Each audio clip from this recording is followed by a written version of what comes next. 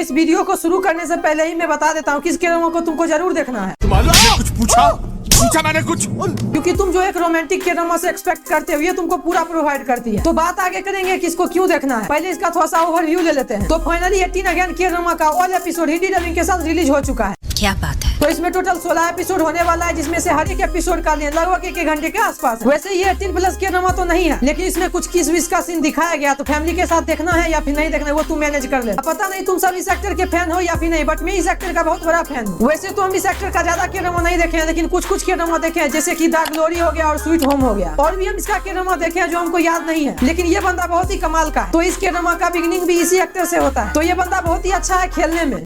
लेकिन एक second, basketball या वॉलीबॉल कोई गलत मीनिंग मत निकालना। अब ये जो बंदा होता है ये बास्केटबॉल खेलने में बहुत ही अच्छा होता है, लेकिन किसी कारण से इसको अपना सपना को छोड़ना पड़ता है। लेकिन इसको अपने कम उम्र में ही शादी करना पड़ जाता है, और इसका कम उम्र में ही एक बेटा और एक बेटी भी हो जाता है जो ट्विन होता है। अब उसके बेटे का जो कैरेक्टर प्ले कर रहा है वो वही एक्टर है जो वीक हीरो में हमको देखने के लिए मिला था, जिसका नाम बंकू होता है, जिसको हम सब ट्विंकलिंग वाटरमेलन के ड्रामा के अंदर भी देखे थे। वैसे ये बंदा हमको ज्यादा पसंद तो नहीं था। जब हम इसका कुछ के ड्रामा को देखे तब ये बंदा भी हमको कुछ ज्यादा ही अच्छा लगने लगा। वैसे इसमें जैसा ये कैरेक्टर प्ले किया है, इसको देख के लग ही नहीं रहा था कि ये बंकू का भी कैरेक्टर प्ले कर सकता है। अब ये सब तो कैरेक्टर का बात है, लेकिन अब वापस आते हैं स्टोरी पे। अब जब वो शादी कर लेता है, जब उसका बेटा बेटी 18 साल का हो जाता है, तब उसको रिग्रेट होने लगता है कि आखिर हम शादी क्यों कर लिए, क्यों हम अपना सपना को छोड़ दिए। अब जब उसको रिग्रेट होने लगता है तब उसके साथ एक घटना घटता है। वैसे पहले उसका उम्र 40 साल के आसपास था, लेकिन जब उसके साथ एक घटना घटता है तब वो वापस से 18 साल का हो जाता है। अब ऐसा नहीं है कि वो टाइम ट्रेवल कर देता है, वो टाइम ट्रेवल नहीं करता है, बल्कि उसका उम्र 18 साल का हो जाता है, उसका चेहरा भी 18 साल की उम्र का जैसा हो जाता है। फिर उसके बाद वो सोचता है कि मैं अपना सपना को वापस से पूरा कर सकता हूँ। फिर उसके बाद वो वापस से प्रैक्टिस करना शुरू करता है वॉलीबॉल का, और वो एडमिशन भी ले लेता है अपने बेटे बेटी का ही स्कूल में।